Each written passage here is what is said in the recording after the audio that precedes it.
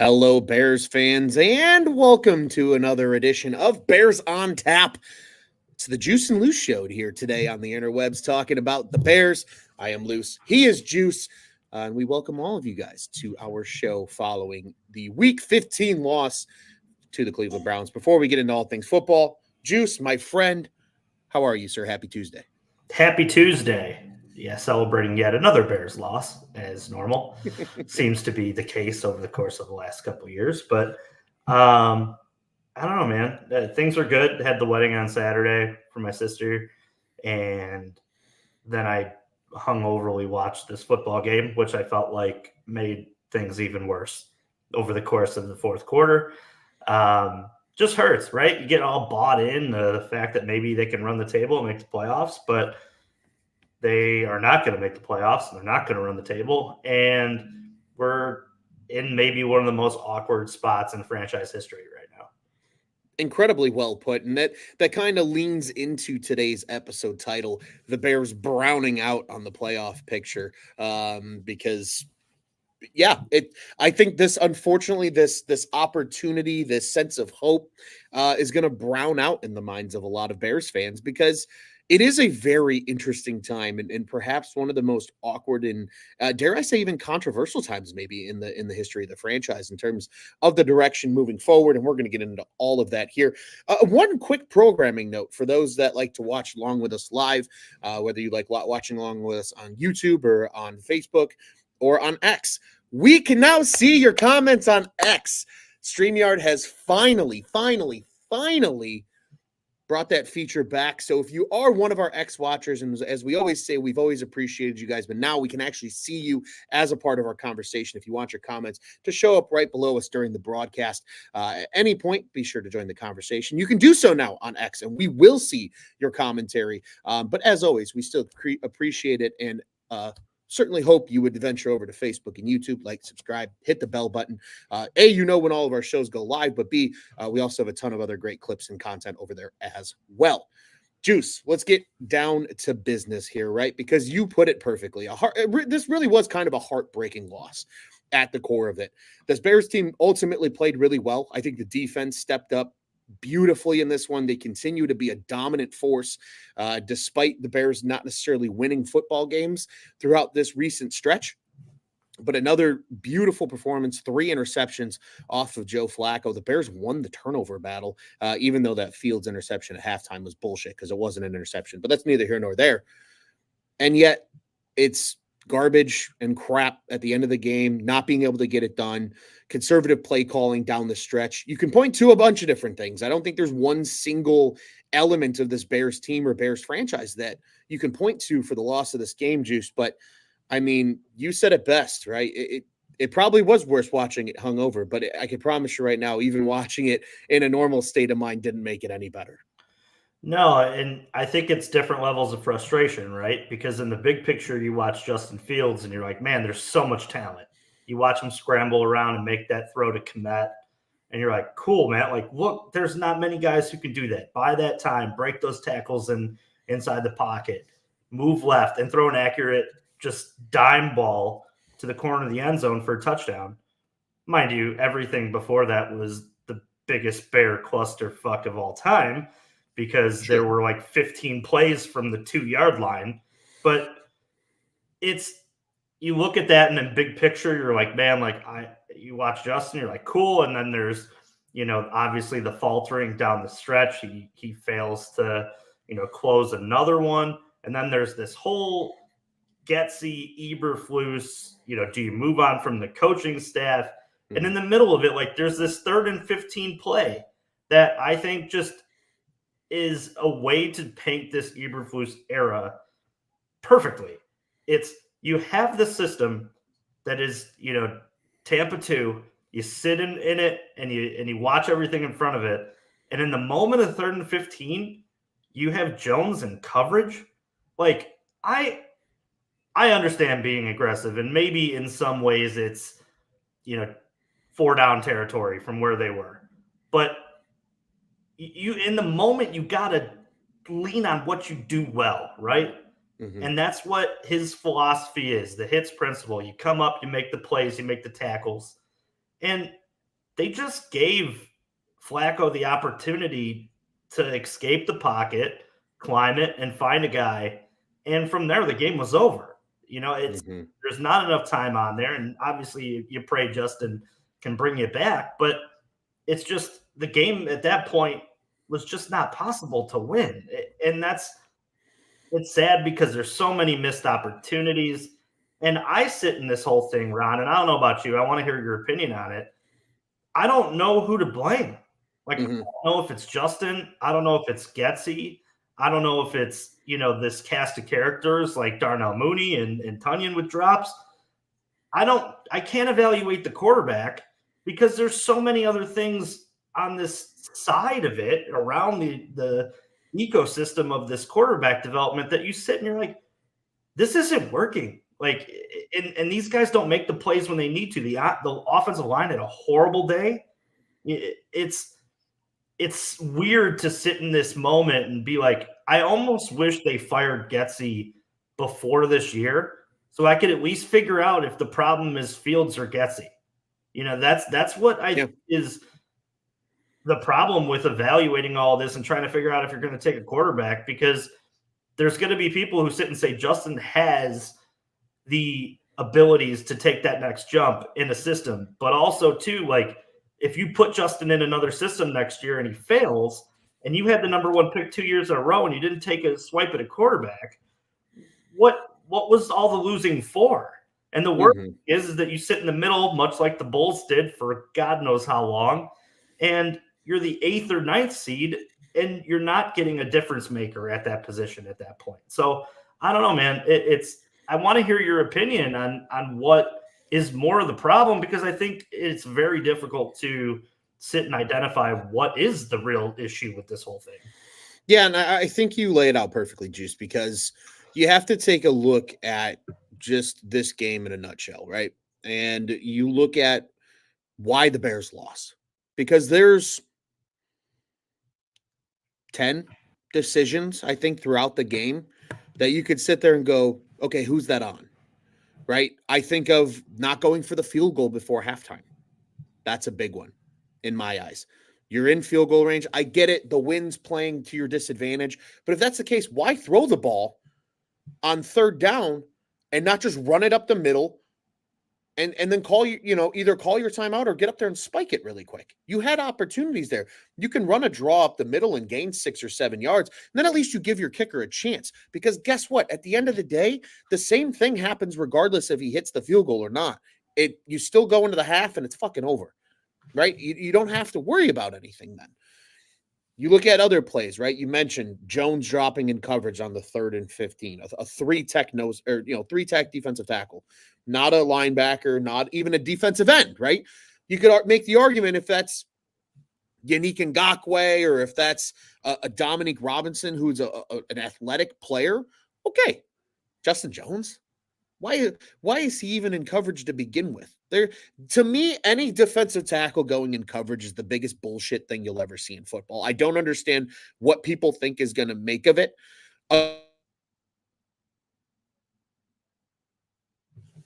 Play, right? Like play loose, play back, act like you're in coverage, and then go attack the football, regardless. Then you look at the 4th down play that they miss, right? Mooney comes down on that block.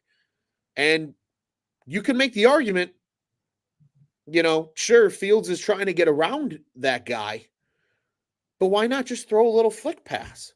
DJ Moore's coming wide open for 6 points. And so on that play alone, who do you blame? Do you blame Darnell Mooney for not making the block? Do you blame Justin Fields for not seeing the throw downfield and trying to do it himself, right? Do you blame Luke Getsy for a play call there that I don't think was an awful play call, but is that the right play call? This game, Juice, felt more like those first 9 games of the season before that recent run. It really did. Because we saw the late conservative kind of garbage play calling again from Getsy in a lot of situations. We saw Fields probably miss on more plays than he should have. And I say that more so right with that DJ Moore play, just small ones that you go, But then, like you said, you look at the cast of characters, right? What if Mooney makes that block? What if Robert Tonyan doesn't drop that fucking beautiful deep ball? Hits him right in the hands.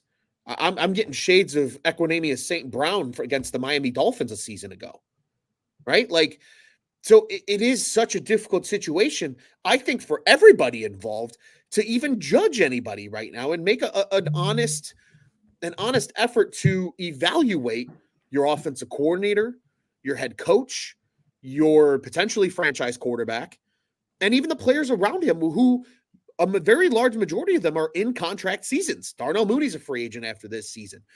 Robert Tonyan only signed a 1-year deal. He's probably walking after this year as well. There are so many variables that came up throughout this game that I almost think it almost puts, I think, the Bears in a rough situation, because Notorious TBG here in the comments says, put respect on Jake Browning. He's got the Bengals on a 3-game win streak, and that they can, that's something only the Bears can dream about. Yeah, because you have Jake Browning, who's operating effectively because they're in a good, well-coached team under Zach Taylor with weapons around him like Jamar Chase and T. Higgins and so on, and Joe Mixon in the backfield.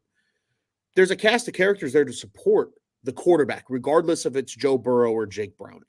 And Jake Browning's done great. A lot of these backups this year, I think, have been done great across all of football. But at what point do I think the Bears sit here and just go, do we really have an honest evaluation on anybody right now? Because after this game, like, I can't point my finger directly at anybody being more at fault than another, because it kind of was just one of those clusterfuck games, Juice. Yeah, I mean, if we're gonna sit and do the exercise where we gotta divvy out more blame, I'm gonna give more blame to the head coach probably than any of them. The not kicking the field goal, the coverage on the 3rd and 15, the some of the stuff that we bring up too, it's like constant stuff over and over and over again. It's the same stuff weekly. Right. And I'm not going to sit and like say that he doesn't have the defense playing very well. But we've talked about it on this show too. They haven't had to play the world beaters of the NFL at the quarterback position in this run either. True. And that's why I think they're coming together, and I like to see the talent that they've put on that unit. And I think they're going to add to that. But I sit here today and I'm like, man, like I feel like we went into that game thinking that we didn't need as much as we are going to need leaving that game. Like you talk about, the line and the bad day that they had.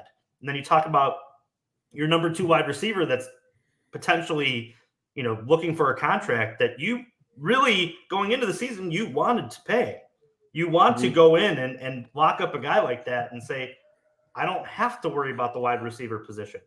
But now it's like, man, like the only one that you really truly believe that you have something in is DJ Moore. Everything else is a question mark. And like you said, Tonyan probably leaving. So you're probably going to need a tight end as the second tight end, because you can't just keep throwing Mercedes Lewis out there until he's 110. That's just not how this thing's going to work. But you leave that game yesterday after all the awesome pregame that was built in it, right? Mm-hmm. The win streak, the going for 3 in a row, the winning 2 divisional games. And you're like, man, like the Bears are putting something together. Something's coming. And it's the first time I've felt like that in a while, where it was 2 wins back to back that felt like real wins. You went in there and you won football games against teams, and you had the third right on a silver platter for you, and you find a way to lose it. And that's what this team has done over the course of this year. There's been games that have been in the bag, and they've escaped the hands of the Bears. And that's coaching. It's always coaching. And sure. I love what I see out of Eberflus. I love the defense for the most part. But I feel like, and I don't want to keep hammering it, but that 3rd and 15, I feel like is the Matt Eberflus era in a nutshell. It's frustration. It's a lack of commitment to what he truly believes in. Mm-hmm. And it's just not the identity of what this team is. And I feel like when you finally have gotten an identity, you abandon it in the middle of the most important moment of the game, it's baffling to me. Like, Yeah. he's preached hits for 2 years now. Right. That's hits principle, 3rd and 15. You Get the coach job done. every day for that. Yeah. So I don't know, man. It is. It really is tough. And I think too, more than anything, because I think there's a large majority of people that feel, regardless of Eberflus keeping his job or not, Getsy's probably not back next year. There's, some of the undertones and things that Eberflus has said throughout the season regarding play calling and things like that. I again, the Bears don't fire people mid-season, so are we really surprised that Getsy hasn't gotten canned yet? No, but doubtful that he comes back. Realistically, I think that's one thing we can say here. Eberflus, kind of a toss-up. I really do think these next 3 games matter for Eberflus. Because if they go 8-9 and they play really well, and you have some weird mathematical at least chance at the playoffs, that at least has to go on the list of, all right, we got to add this to our consideration for effectively Black Monday. Because if you're the Bears, you would want to make a move immediately so you can start lining up interviews. Sure. Almost as quickly, right? Immediately. But I think the biggest thing that somebody was angry as hell outside of your I don't know what's going on out here, but I don't know. Maybe Matt Eberflus is coming for me.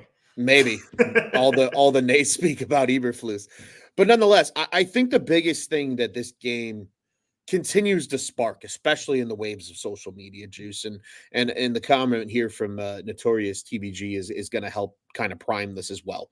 It's this Fields versus Caleb Williams debate that has been what feels like ongoing now for weeks, right? You've got one half of Bears, Twitter, X, social media, whatever you want to call it, that is all aboard the take a new quarterback and start fresh train. But then you have this other side that says, well, maybe you do give Fields a chance. If they really do believe in him, is he really better than any of these quarterbacks coming out of this draft?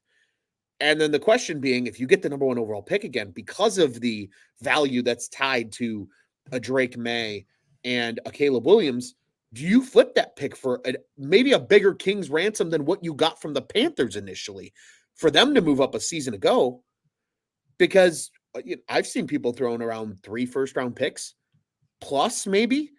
I mean, you could take a quarterback in the 2nd or 3rd round of this year's draft, let him sit, and if you don't think he's going to be the guy in a year or two because you have a bajillion first-round picks, then maybe you can reinvest in a quarterback if they're willing to hang on to Fields.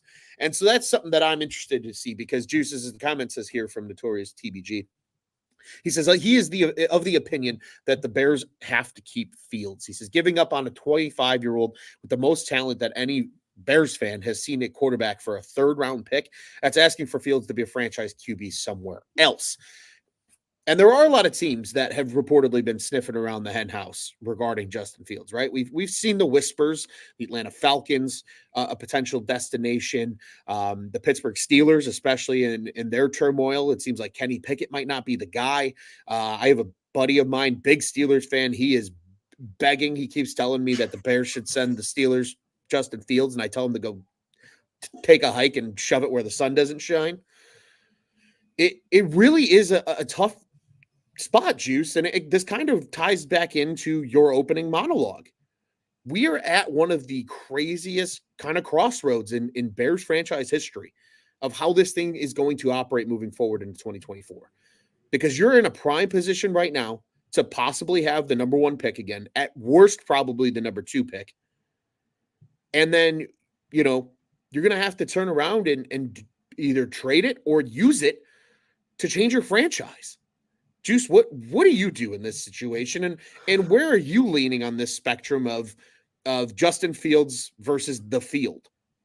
Yeah, I think that and obviously this isn't apples to orange. This is apples to oranges, right? Because 100%. if you talk about the route that I want to see them go is to stack talent around Justin.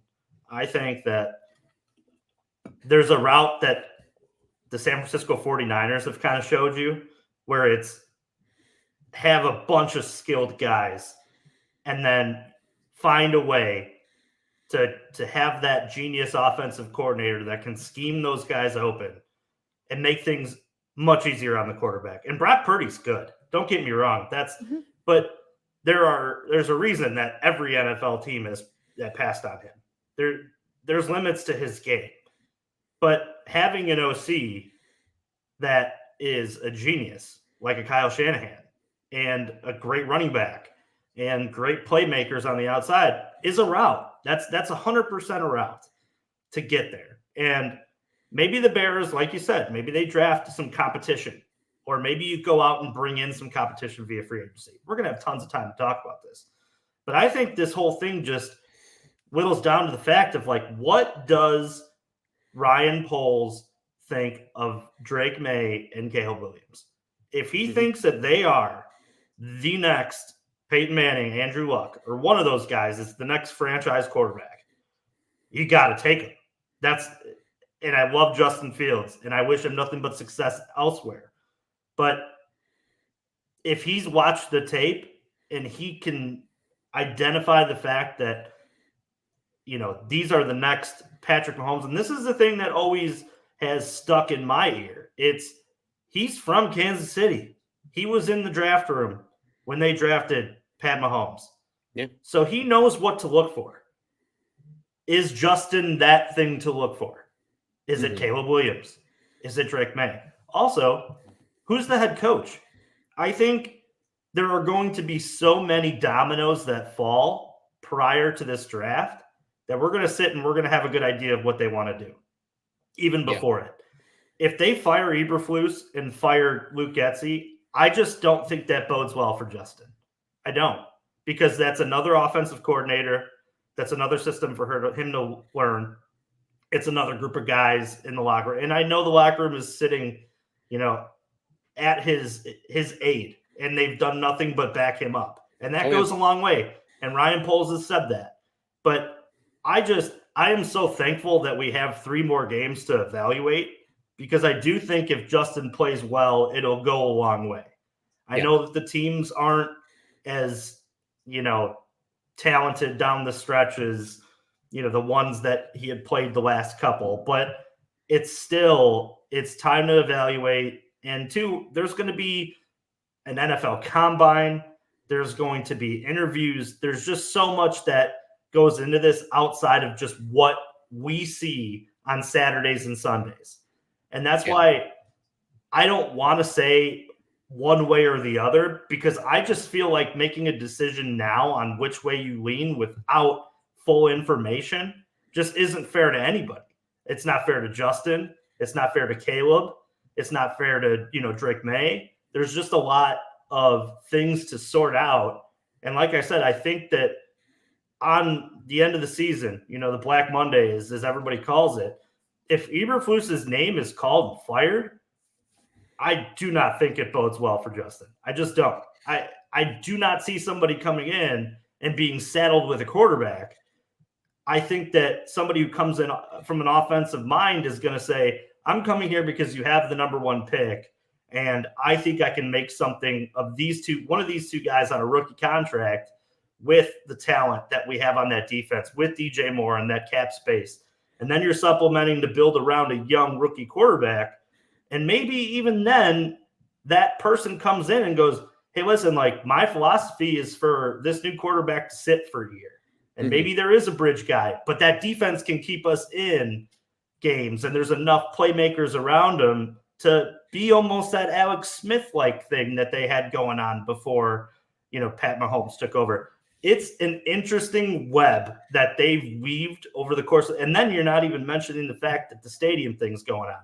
So I would love to sit here and say that I would go this way or go that way, but there's just more information to be had. And right now, in the moment, though, give me Justin. I want Justin. I want to build around it, because I still think that if you trade down from that pick, you'll have enough draft capital in a year to go out and pick up another quarterback or find another guy via free agency. And that's the other thing, too. Guys like Aaron Rodgers and Peyton Manning did it with the Broncos. When teams are ready to go, quarterbacks will come. You may not be the forever, choice or the guy that you always think that is going to be there for 10 years, but you can find guys to help you win you Super Bowls over a course of 2 to 3 years when you have the team built. And that's what the Bears just haven't ever done. Hey, an honest and interesting thing here, and I want to get to a comment quickly because I want to call something out again. Once again, maybe you joined us late, but as Peter Porker is commenting here from X, we can see your X comments now. If you're watching along with us on X or formerly Twitter, you can join the conversation now, just as Peter has done here. Yeah, what a terrible name. Peter Porker. Terrible. I enjoy it. I think it's funny. I'm a big fan. But nonetheless, he says, why not fire Flus and Getsy now and buy yourself more months in the head coaching hunt? And I agree with that wholeheartedly. Unfortunately, that's just not how the Bears do business. Everybody has that one really stubborn uncle or like stubborn family member that sometimes really pisses you off. That's Bears ownership when it comes to not firing people midseason because they just refuse to do it. But Juice, our friend Quentin, who has joined us in the comments today, a little under the weather. We hope you're doing well, sir. We miss you. Says sweet hat there, Juice. But Q and I have talked about it at nauseum over the last couple shows. Look at a guy like Ben Johnson. Let's say he's to come in here, right? And maybe they look at it and they say, hey, we're gonna, to me, you have to be in love. Truly, like flat out. It is boom or bust with Williams or May to keep that pick. I just think from a franchise health standpoint, because this is such a hyped up quarterback class because of those two at the top right now, that some team is going to pay you an arm and a leg and maybe even their freaking other big toe on the other foot just to get a chance at one of these two guys.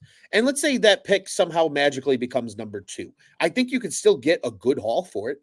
It's probably going to remain number 1, but you never know, right? There's still 3 weeks left in the NFL season. A lot of shit can still happen. Nonetheless, I am in that corner with you, Juice. I support the idea of a Fields staying at least for another year. I support that idea wholeheartedly because what happens, let's say maybe Fields doesn't work out and Ben Johnson is the head coach and they say, okay, well, we have 2 first rounders next year and 2 second rounders because you'll have the Panthers 2025 second. And we can go out and get a quarterback. Or, like you said, Juice, and a crazy thing that I don't think anybody's considered. But what if the new head coach came in and said, hey, I kind of want a veteran quarterback, but I don't necessarily want Justin Fields. Trade him, make everybody think you're keeping the first overall pick, and then have somebody overpay for it and move out of it. Kirk Cousins is a free agent, Juice. What about Kirk Cousins potentially coming in as a veteran for a year or 2 as a free agent? Who knows, right? Especially with an offensive-minded head coach. Because if you acquire all those assets, like you said, to build around the quarterback position, it's only going to benefit them. I think we've entered, unfortunately, Juice, a level in history now where quarterbacks aren't the same necessarily cerebral construct that they used to be. And I'm not saying that in a bad way. I'm just saying quarterback now is becoming a position that is more dynamic. They are at times the best athletes on the field, as we see now with Justin Fields. But you look at every other team in the NFL, right? Even with Tom Brady. Tom Brady had an incredible defense around him. He had a great offensive line, and they had a good head coach at the top. It is still a team game. Yes, you have to get the quarterback correct. But you said it best, Juice. San Francisco is building you a blueprint of how to win the NFL. The Philadelphia Eagles are building you a blueprint of how to win in the NFL. The Detroit Lions, where Ben Johnson could potentially come from, are building you that blueprint of how to win the NFL.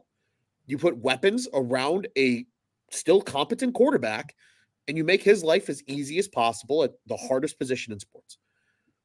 Yeah, who's to say you don't add a Saquon Barkley back there with Justin Fields and Marvin Harrison Jr. on the outside, and you go out and you strengthen that interior, and you make life a lot easier on Justin. That's the one thing about I love Darnell Mooney. Don't get me wrong; he works hard.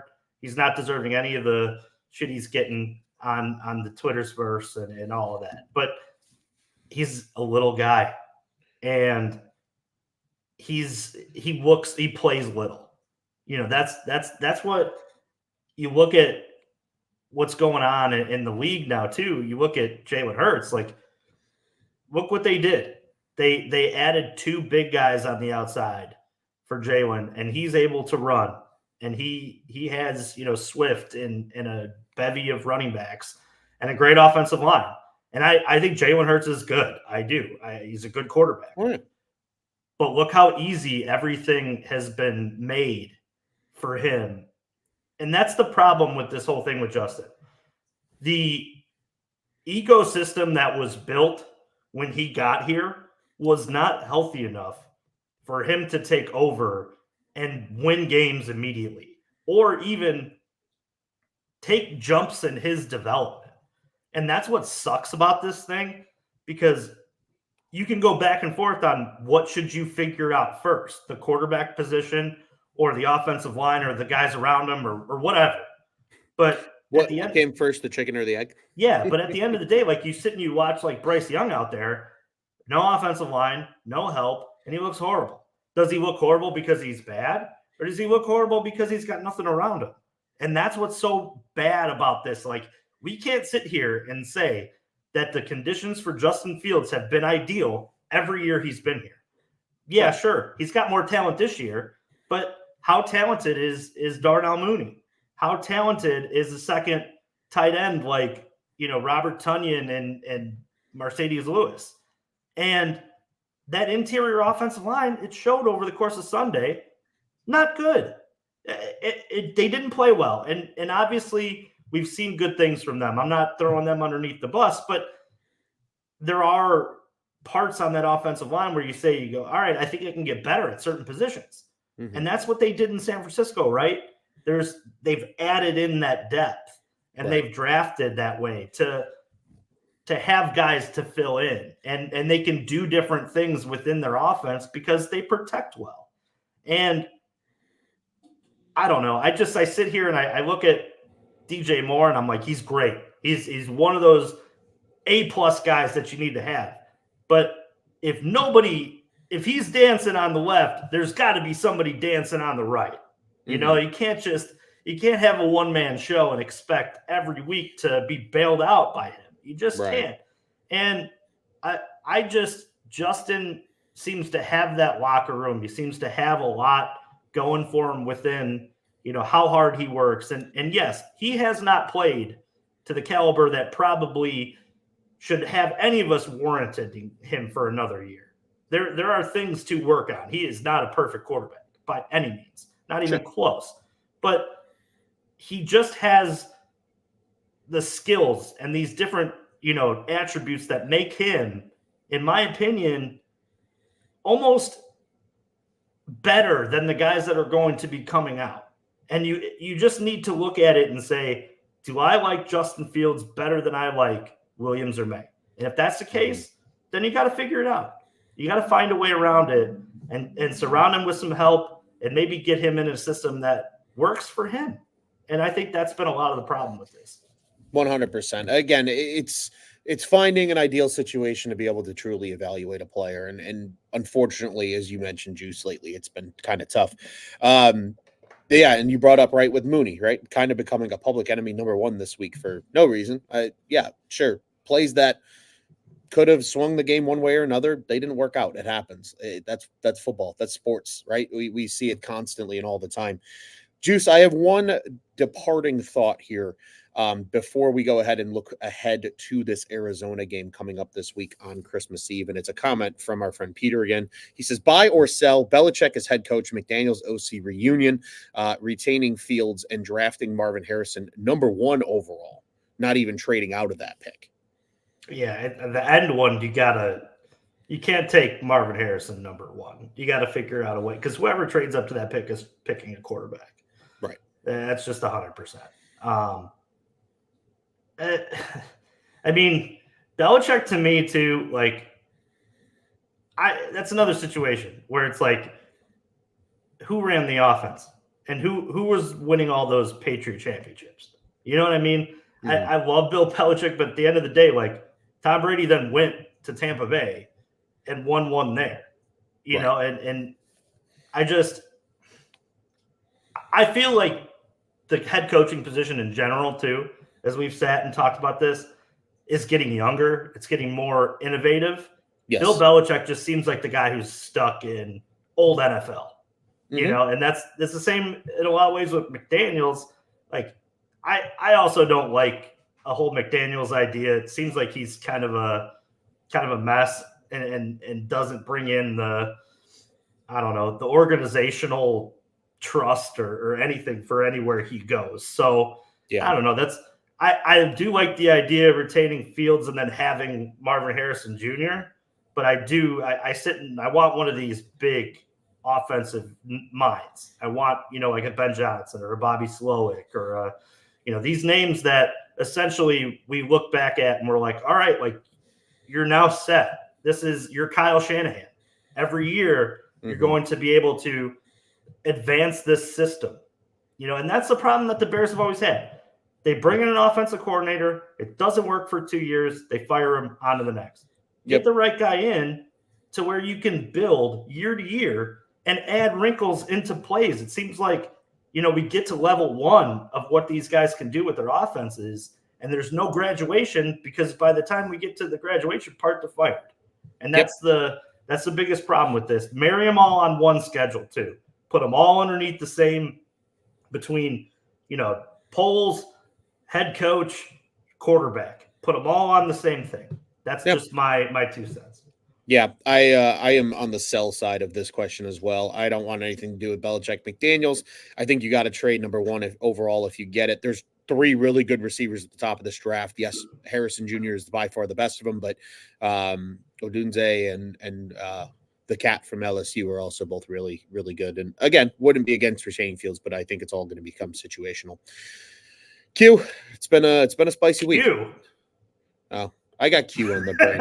I saw this comment again. He says "sweet hat." I was staring at the letter Q. Trust me, I don't know as much football as Q. I'll Stat nerd. Add Butkus Stats on the old socials for those that aren't following him already. Be sure to follow him. Be sure to follow us too at Loose on Tap, at Juice on Tap. Juice! It was a spicy week in Chicago Bears football. But now, right, we got to put it in the past and we got to look ahead. Another opportunity for evaluation comes this Sunday, and it's in the late slot. Boo. I don't like that at all, personally. How late? It's a 3:25 game. Ugh. Yeah. It's a 3:25 game. The Arizona Cardinals will pay the Chicago Bears a visit at Soldier Field on Christmas Eve. If you're going out to the game, and they'll pay them. It's going to be a nice day, too. And they'll pay them. Hey, but it's going to be a nice day. It's going to be 51 degrees on Sunday. Yeah, it's also Christmas Eve. Yeah, I know, but still. Let me just say this. NFL on Christmas Eve, I don't like it. Yeah, as a season ticket holder, I hate it. Well, sure, because it's impossible to sell that game. Yeah.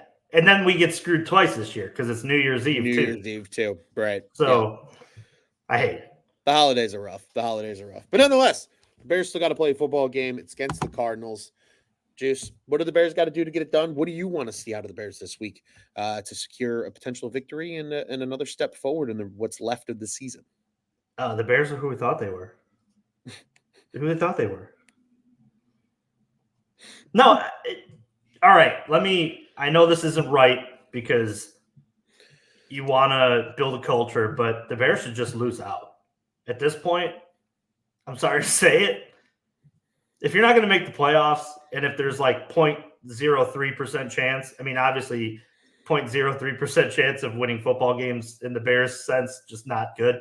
So making the playoffs probably even worse.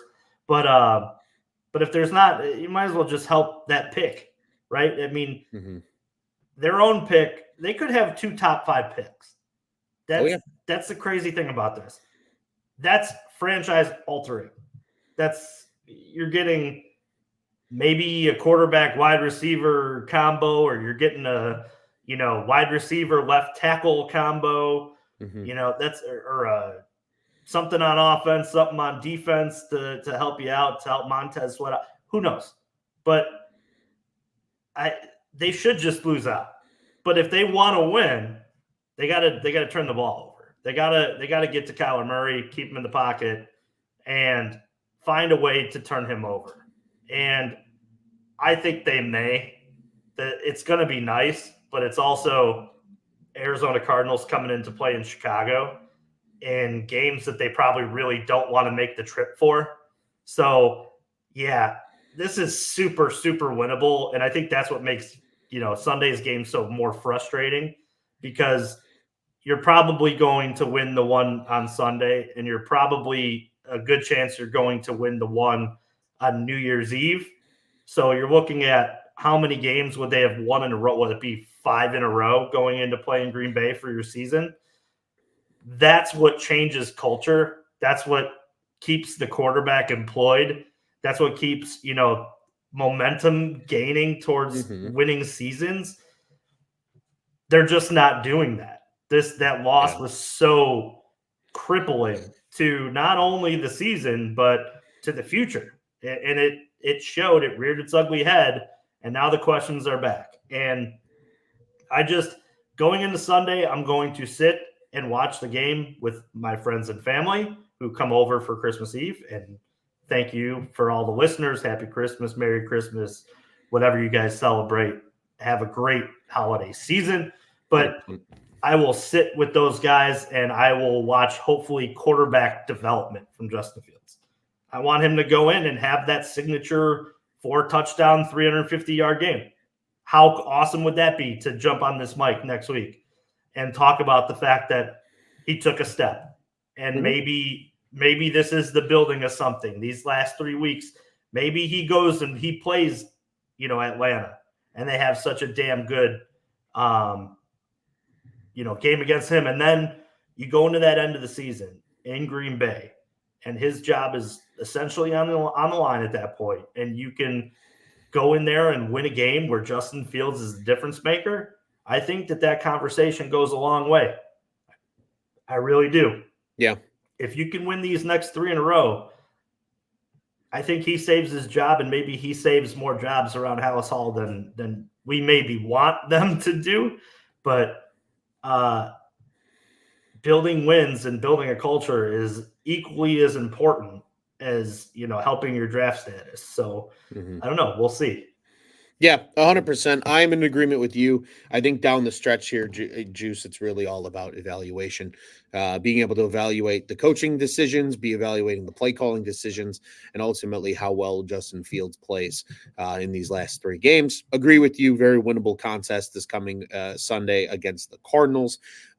Again, the weather should be nice. It might be a little rainy, but mild in terms of temperature. So probably going to play a little bit of Bears football too. And I would expect this defense to really get after this Cardinals offense, who has not been very good this season. Yeah, somebody buy my tickets.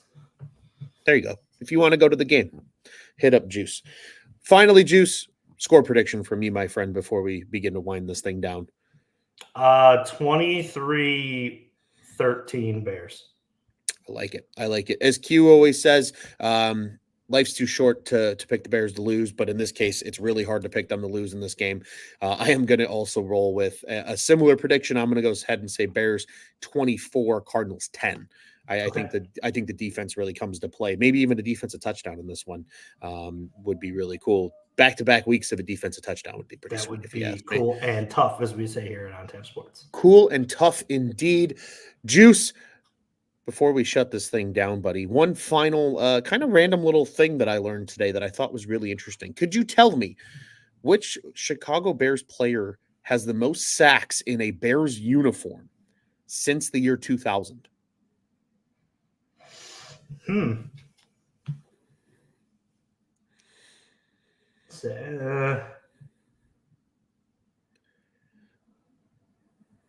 Since 2000, I'll go